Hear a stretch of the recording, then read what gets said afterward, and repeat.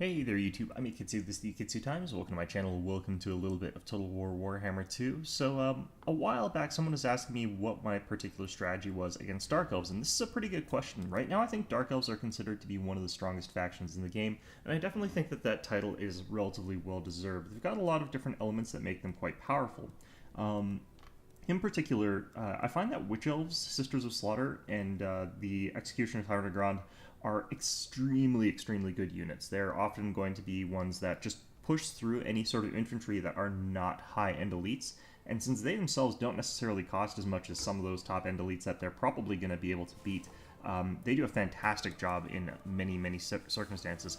One of the interesting things as well, fighting against the Witch Elves, for example, is that they can cause rampage in cavalry, which means that they're not going to be able to actually get out of combat, which makes it actually pretty easy for the Dark Elves to hunt down cavalry with their infantry in a way that's not possible with other factions. It's actually easier to do than you'd think as well with the speed of 44. You just tie them up with a little bit of Cold One Knights, charge the Witch Elves in there and some Dread Spears, and you've basically locked them down. You can get your Cold One Knights out if they aren't rampaging as well, and end up in a situation where infantry is tearing apart cavalry in a way that doesn't normally happen. Sisters of Slaughter, this guy is really hard to kill. 20% physical resistance is actually quite high.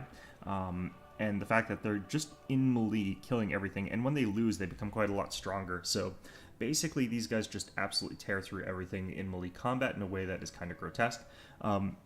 The fact that they reduce enemy incoming damage by so much as well, in addition to the 20% damage resistance, means that these guys, with their good melee attack, their good weapon strength, really good charge bonus, just shred through infantry. Now, obviously, both of those units really only great at tearing through lesser armored infantry, but there are certain ways to sort of punch through that, and frankly, you only really need the one Blades of the Blood Queen to tear through quite a lot of armor. In addition to that, they've got really quite nice mobility options. I've been seeing people taking less Doomfire Warlocks, which is a bit odd since they only got increased by 50 points. It's not a really huge amount of increase in terms of their cost, but they're a little bit fragile, they are fairly expensive, so I can sort of understand that. But Cold One Knights, excellent units, and yeah, just generally speaking, the thing about fighting against the Dark Elves is that it's really hard to actually defend your lines against them, because they just sort of can brutally crush through the front line of it. At least if you're playing as the High Elves. If you're playing as someone like the Dwarves, then I suspect that, you know, all of the Witch Elves and Sisters of Slaughter are pretty irrelevant, I'd imagine, but the Hargoneth Executioners can crack their way through Dwarven lines pretty effectively. So in any event, the way I've been playing against them with High Elves, it's been varied, but really the big key to winning this is having some mobility options by the end of the match there. In many cases, this is going to include a Star Dragon Lord. I find that the Dark Elves will have a little bit of a harder time contesting air against High Elves, because High Elves, simply put, have better air options. They did get a new air option for the Dark Elves with the Raven Heralds, but this isn't really something you use to contest the air. This is more or less something you take against like factions that can't fire upwards, where you just sort of get to have lots of free high damage missile shots, because look at how high the damage is on that. It's quite a lot of armor-piercing damage, so you just find some sort of unit with a great weapon or something like that, doesn't have a shield block chance, and you just sort of plug away at it with these guys. But yeah, you don't use it to sort of try to kite against air units, really. Maybe you try to, but it's actually quite difficult. And if you're up against High Elves, what's going to happen is you're trying to kite, you get caught in a vortex, and then you get charged by aerial units, or you get breathed on more realistically. I've actually taken these guys down with Dragon Breath a couple times. So not really a great way to contest the air. So maintaining that air superiority with a Star Dragon, a pretty good option for the High Elves. You're going to want to babysit your sort of more elite units, so either a Lore of Life Mage or a Lore of High Magic Mage, so you can get some healing down on that.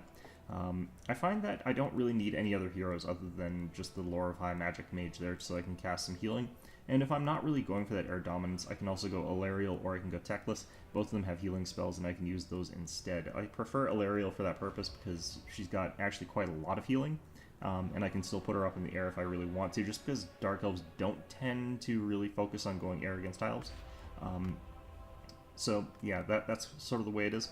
For infantry, you kind of actually do want some spearmen just to get in the way and to sort of tie down some of their units. And what they're going to be tying down are things like Dread Spears. Dark Elves also take units meant to sort of gum up the High Elf elite units, or their cavalry or other sorts of things to block around the back or what have you. And spearmen can sort of fight against those at the most cost-effective level that you can get. You just have to make sure that they're not really going to be up against the Sisters of Slaughter or up against Witch Elves or anything like that, because they'll get completely destroyed. Or if you're doing that, they have to be supported by something else. White Lions of Krace, completely useless against Dark Elves. The only unit that you would ever point these at are the Hargoneth Executioners and Blackguard of Nagaron. Both of them will be, both of them just outclass White Lions of Krace by too much. The lack of melee defense and the lack of melee attack on the White Lions just means that they can't really fight those kinds of units. Signs of Mathlin, you can take these. I don't find it's necessary, and they can't be everywhere. Being able to defend better against Dark Elf units, I find, just is not really worth the cost in terms of High Elf units, so it's better to try and find ways to kill them. Pyramid and Company, you could take these guys, honestly speaking. They're actually pretty good, all in all. I mean, the thing about Sundered Armor for minus 30 armor is that even against Dread Spears, this is actually kind of useful because it drops their armor to 0, which means that you do full damage against them even with your Spear Elves. That's not terrible. It's a pretty decent amount of stats as well for a slight discount, but honestly speaking, you're probably not going to be taking these guys. The other reason that you might want to take these guys is for the Guardian ability if you're sort of plugging around with someone on foot nearby, or you could sort of Death Star with like a couple nobles or something like that, and then have the Pyramid Company with some nobles rampaging through stuff. Still not my favorite unit. Swordmasters is really where it's at in this particular matchup. It's because the Swordmasters of Hoeth take away that idea of melee infantry domination, because these guys will beat one-on-one anything that the Dark Elves have that they can throw at you. These guys even trade quite well against the Blades of the Blood Queen. So if I was to sort of like put my money on which of those units would win individually, I would put my money on the Blades of the Blood Queen. But in all honesty, you're paying quite a lot more points for that, and you've only got one unit of it. So if you're up against, like, say, 3 High Elf units or 2 High Elf units, those High Elf units are going to outnumber you by enough. And also, the Blades of the Blood Queen, if they don't get a charge against the Swordmasters, they will actually lose. So it's a kind of sort of not a huge margin that they're going to win by, but yeah, they do tend to win that fight. Swordmasters, though, they will chop their way through Executioners, they will chop their way through, like, Witch Elves, they will chop their way through Sisters of Slaughter. Just too much damage on the Swordmasters for those sorts of units to resist. Phoenix Guard, I actually really do like these units against Dark Elves, but it's not really aggressive enough to push through those units quickly, and then start getting around to the cheaper units so that you can kill them so that you can do other things. The High Elf matchup with missiles, I don't take any missiles against Dark Elves except for my General. It's just too difficult to defend missile units against Dark Elves because the Dark Elves are really probably the best in the game at getting into these squishy units. You have to beat them in the melee fight. I mean, Dark Elves have every sort of trait that you would want if you're trying to get rid of missile units.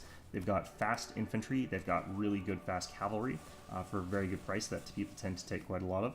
They've got good heavy cavalry that's good at winning that cavalry fight. They've got flyers that they can potentially take, although they won't take them against High Elves. They've got lots of options to get into the back ranks of your army, into those archers, and a lot of their units are not actually as susceptible to missile fire as you would really like them to be. Like, these guys have that shielded for 20% in addition to 20% physical resistance. You would think that an unarmored unit like this would not take damage, but they actually, or would take damage, but they don't actually take that much damage from missile fire, and then they get into melee combat and they shred through your infantry, and they don't take any damage because they've got 60 melee defense and poison. So, you know, a lot of the stuff for the Dark Elves is missile resistant, making it very, very difficult to win through that sort of process. Like, the Witch Elves are probably the most missile vulnerable unit they've got, but they've got a speed of 44, so you're going to get like 2 volleys off against them, and then they're in melee combat, and you're having a much harder time shooting at them. So yeah, like for the High Elves, I don't really recommend taking any missile units against Dark Elves. Shadow Warriors would be good at firing while evading them if it weren't for the fact that a lot of those units that I just mentioned, some of them can actually just outrun them, and of course the Dark Elves tend to take cavalry. Cavalry is actually what's going to be very, very important for winning this fight as the High Elves. Dragon Princes are a really great unit against everything they've got. Despite the fact that they're not anti-large or anti-armor, they still do beat things like Cold One Knights. They even do really, really well against Cold One Dread Knights. I don't think that they actually outright beat Knights of the Ebon Claw, although I haven't actually seen a direct charge from the two of those without other factors, so I'm not entirely sure who wins that, although the Fireborn obviously beat them.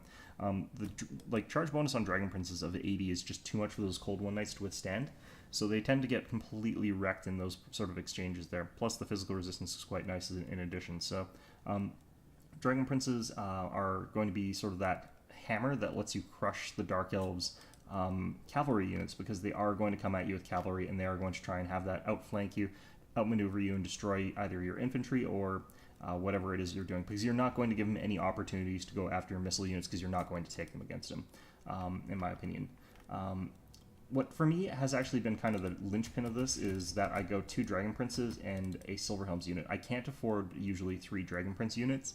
It's too big an investment under a lot of circumstances, but that 1 extra Silverhelm unit is what I need to not only just finish winning the cavalry battle, because Dark Elves tend to take 3 to 4 cavalry units of various sorts, and you can't win that with just 2 Dragon Princes. The 1 extra unit of cavalry means that I usually end up winning the cavalry battle and still have a little bit left over afterwards, which is pretty key there. These missile units, like, they run out of ammunition before they make their cost back. They're too expensive. This guy in particular, too expensive. I, generally speaking, would only take the Silverhelms with shields, because the Dark Elves, if they do get at you with missiles, you're going to want to try and charge them down with the Silverhelms, and those shields really help protect you against that initial volley. Great Eagles are something I need to try more. Eagle Claw Bolt Throwers, they're a missile unit. They're going to get charged down by Dark Riders or something like that. Flamestar Phoenix, Frostart Phoenix, again, I don't find these guys to be particularly good, and in particular, they don't hold very well against Dark Elf units. Dark Elves just sort of drag past them really easily, so the fact that the Frostart Phoenix is really, really tanky doesn't matter that well against them, because they're fast enough to just sort of bypass it. Dragons, on the other hand, I do think work really well against Dark Elves, and would consider definitely taking them. Instead of one of the Dragon Prince units, perhaps you use a dragon as a sort of counter, although I find the Dragon Princes are a little bit stronger in that regard. So anyway, we got ourselves a match here that we can take a look at. And this is actually just a fairly bog standard sort of effort from my part. 4 units of Spearmen, they're going to be used to tie up Blackheart Corsairs, they're going to be used to tie up Dread Spears. My opponent's got a slightly unconventional force in that I don't think he's, like, I don't really view the sorceress of the high sorceresses as being all that good compared to Crone Hellebron or Marathai or Malekith. But they are cheap, so you can take them. She's definitely been brought to sort of hunt down my Dragon Princes, which is a good role for that. And the other weird thing is that my opponent actually did take a Blackguard of Nagarond, which I do think is actually a good thing to take right now against High Elves, just because of how Dragon Prince focused they are. So my opponent has 1 less unit than I would usually see in terms of their frontline infantry. Well, frontline infantry that matters. The Corsairs don't matter that much. The Dread Spears don't matter that much. It's usually you'll see this guy swapped out for another unit of Executioners. That probably would have actually helped my opponent out in this particular match. But the Blackguard, I don't know. Like, I think if you're going to take that, you take 2 units of them and you don't take any Dread Spears or something like that. Anyway, I'm just going to immediately start getting some shots, pot shots off against these Cold One Knights. It's going to let me get some pre-damage down on them and let me sort of win that fight harder. I've got all of my cavalry sort of around the back here, just sort of so I can move them as necessary. I was thinking that my opponent might actually go ahead and do something crazy, like try to Spirit Leech to death my general, but it's a lot of hit points to get through. Instead, my opponent is going for my Dragon Princes and is going to be sort of Fate of Buning them, I think, throughout the battle. I can't really remember what goes on. I somehow accidentally canceled part of my Dragon Breath after firing it, and I still have my Dragon Breath. So I accidentally bugged the game there. I did not know how to do that, and I don't know how to repeat it. Looks like you get it by canceling the shot at the last second there. I don't know. But I do try to get that Dragon Breath there, and this is actually at a much worse angle, but yeah, we managed to get the rest of that, and I feel like that's actually like a lesser amount of Dragon Breath there. My opponent's trying to drag me into his lines there, so if I wasn't paying attention with the micro, I would have run these guys into the Witch Elves, which, again, I've mentioned is actually really bad, and he's trying to go... I hate this sort of micro. I do actually... Like, I'm one of those players that thinks that skill of the game should be determined entirely by strategy, and not by who's clicking their units back and forth and canceling orders better. But in any event, my opponent's trying to get these charges in. I am going to counter-charge at the last second at this point in time. I'm just like, okay, screw it, if you're going to keep dancing around like that, I'm just going to wait till you're, like, right beside me. I do get that counter-charge at the last second, and I get this counter-charge at the last second, so these guys get freaking crushed. So he's overcasting Fate of Buna, I think, I'm pretty sure, is what's being cast here. Yeah, so even from full health, this Cold One Knight unit is just basically dead. Swordmaster's over here fighting Black Art Corsairs. I managed to get a cheeky charge against these Sisters of Slaughter, which actually devastated the unit. Cavalry is actually a really good way to deal damage to the Sisters of Slaughter. Over here, tying up some Dread Spears with some of our own spears. We're going to technically win that fight there, and we've just crushed those Cold One Knights over here. Over here, we're stuck in combat with like Cold One Knights and Witch Elves, so that's not great. Managed to get a clean charge against these Cold Ones. I'm sort of just causing terror amongst these units here, allowing me to deal some free damage. But the Black Art Corsairs over here have been shattered. Swordmaster's going to wrap back around and start fighting these guys. Unfortunately, over here things are going a little bit. Actually, no, he's. I think he used Fate of Biuna against my Swordmasters. Anyway. So, Blaze the Blood Queen, they're going to win this fight handily just because this Swordmaster unit was getting quite weakened by, I'm pretty sure that was a... Might have been some other spell, actually, I don't know for sure. Still, Sorceress with a Supreme Sorceress comes in, starts fighting against my High Mage. He's really trying to get these Blackguard into the fight here, but you have to use your Cavalry and these units defensively if you really want that to work effectively. Unfortunately, my Dragon Prince's rampaging here means that I can't get them out of combat, which is a bit unfortunate, so they are going to die here, but yeah, Blackguard coming in, Fate of Biuna coming in finally. Yeah, all that's just meaning that I can't really win that there. But we still have these Silver Helms here, and it's that one unit that's been sort of cycle charging back and forth against these Sisters of Slaughter that's been keeping my Spearmen in this fight, because that is literally how I've been sort of keeping into that fight here. I've been firing some Dragon Breath and all that other stuff into this combat here. My opponent's sort of chasing off one of my units, seeing them off with the Sorceress with the Lore of Death. He's been overcasting, so he's been taking damage from the overcasts. I'm just sort of waiting for him to get too cocky where both my High Mage and my General are in a good spot where I can finish him off. So we've actually gotten like 52 kills from these Silver Helms, who are a crap unit. He's now at this point like just sick of my cycle charging, so he's sort of moving his Spearmen off into that fight to chase after them. This means that my the Sisters of Slaughter fighting against my Spearmen are going to have an easier time fighting against me, which is a bit unfortunate. What is he casting down here? Soul Blight? Yeah, I don't really care about Soul Blight at this point in time. Like, these Executioners are going to still kick my ass regardless, and I'm still going to win this fight. Letting my Swordmasters both get into this one, so that's going to be fine there.